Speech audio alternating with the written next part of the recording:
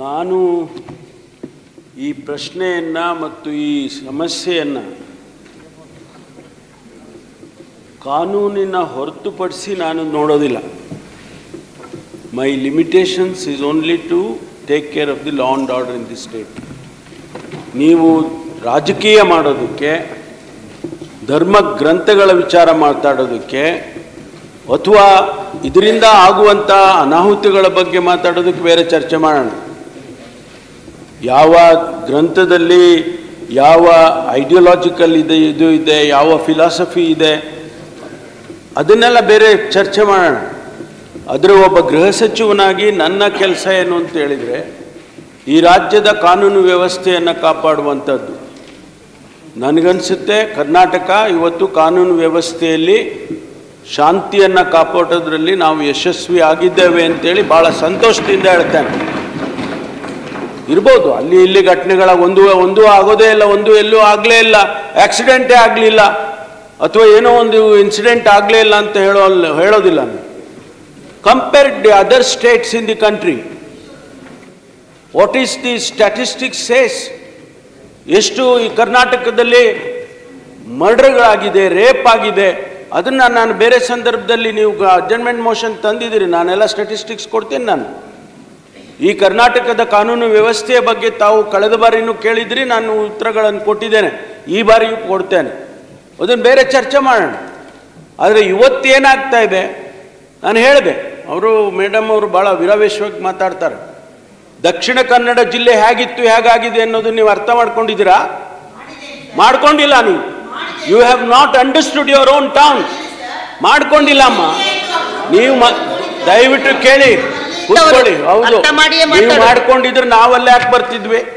ಯಾರು ನೀವು? ನಾವು ಯಾಕಂದ್ರೆ ಬಂದು ನಿಮಗೆ ಶಾಂತಿಯಿಂದ ಇರಿ ಅಂತ ಪಾಠ ಹೇಳ್ಬೇಕಾ? ನಿಮಗೆ ಪಾಠ ಹೇಳೋಕೆ ಬರ್ಬೇಕಾ? ನಾವು ಘಟ್ಟದ ಮೇಲೆ ಇರೋರು ಭಾಳ ಬುದ್ಧಿವಂತರು. ನೀವು ಶಾಂತಿ ಕಾಪಾಡಬೇಕು ಅಂತೇಳಿ ಅಲ್ಲಿ ಯಾವ ವಾತಾವರಣ ಇದೆ ಅದನ್ನು ಸರಿ ಮಾಡ್ಕೊಳ್ಳಿ ಅಂತ ಹೇಳೋದಕ್ಕೆ ನಾವು ಮಾಡಿದ್ದೇವೆ, ಬಿಟ್ಟು ಬೇರೆ ರಾಜಕೀಯ ಮಾಡೋದಕ್ಕಲ್ಲ.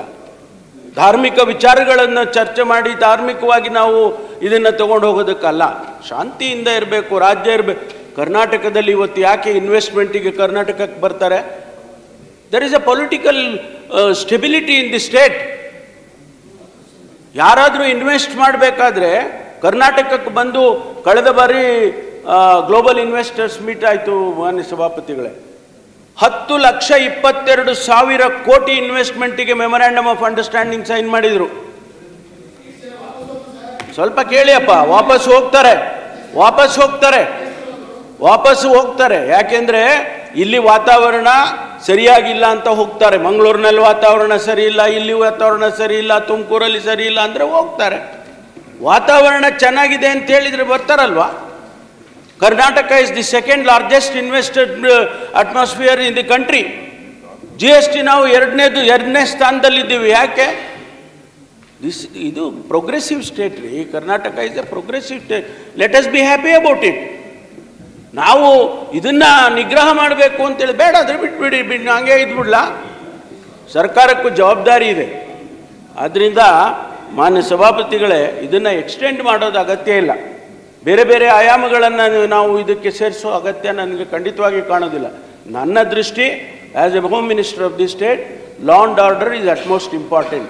ಆ ಜಾಗಗಳಲ್ಲಿ, ಆ ಕರಾವಳಿ ಪ್ರದೇಶದಲ್ಲಿ ಲಾ ಆ್ಯಂಡ್ ಆರ್ಡರ್ ಸ್ಟೆಬಿಲಿಟಿ ಇರಬೇಕು, ಶಾಂತಿ ಇರಬೇಕು. ಅಷ್ಟೇ ನಾನು ಕೇಳ್ತಾ ಇರೋದು. ಅಷ್ಟಕ್ಕೆ ಮಾತ್ರ ನಾವು ಸ್ಥಿಮಿತ ಆಗಬೇಕೆ ಬಿಟ್ಟರೆ beyond that point we should not go. Nagaraj.